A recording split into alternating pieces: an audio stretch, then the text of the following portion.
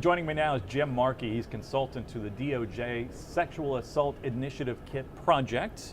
Mr. Markey, thank you very much for joining us. Appreciate it. Thank you. Good morning. Let's talk about first the backlog of sexual assault kits and unsubmitted kits, I guess, for that matter as well. Yeah, recently there's been a lot of media, there's been a lot of attention nationwide about a series of organizations and departments that have found sexual assault kits in their property rooms.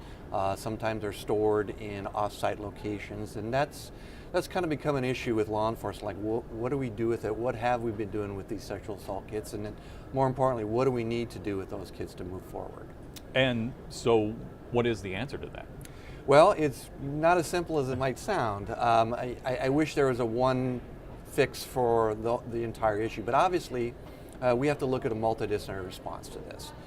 We have to look at what kind of resources we're addressing this particular problem, and do we have the resources in place, and where can we get those resources? So law enforcement has always embraced the multidisciplinary response in any sort of problem that they've addressed. And so I think it's really important, especially in sexual violence and sexual assault, to understand the dynamics of those types of cases and the support you need from different disciplines in your community in order to be effective and improve your response, not only in how we manage sexual assault evidence like kits, but how we manage the investigative process as well. So a coordinated community response of bringing a bunch of organizations, a bunch of agencies together to try to deal with this. Is that the way you're looking at it? Absolutely, and I think part of this project, this Saeki project, has been designed that way. So part of the goals and mission of this grant project is to provide communities with the resources to bring those teams together. And in fact, the technical assistance team that I work with actually brought 5 different major partners across the country together to provide assistance and support for, we now have 42 sites that are involved in this project. And so how effective is this going to be on the backlog, bringing everybody together and I guess working this project the way it needs to be worked? Well, I see 2 things occurring. One is, okay, we have these untested kits. Let's get them tested. Let's see what kind of information we develop from these kits, and is that going to help for the victims and survivors? Is that going to help the investigative process? Is that going to hold offenders accountable? So that's the first thing. We're going to address testing the kits. The second thing is, how do we implement foundational and permanent change in how we respond to sexual violence?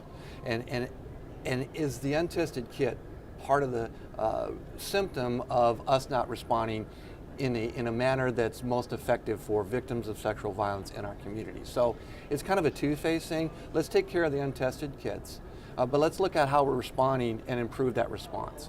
Right. And so the backlog eventually disappears, or at least is much less than what it is now, and it doesn't get back up there again, right? Yeah, and so then where do you go from there? So what we try to do is implement change so we don't step back to that part of what we're addressing now. So we don't, we don't repeat history, I like to say. Right. Let's try to prevent that. And so finally, I guess, what resources are available to different agencies out there, different departments, to help, I guess, clear their unsubmitted kits or help them deal with it?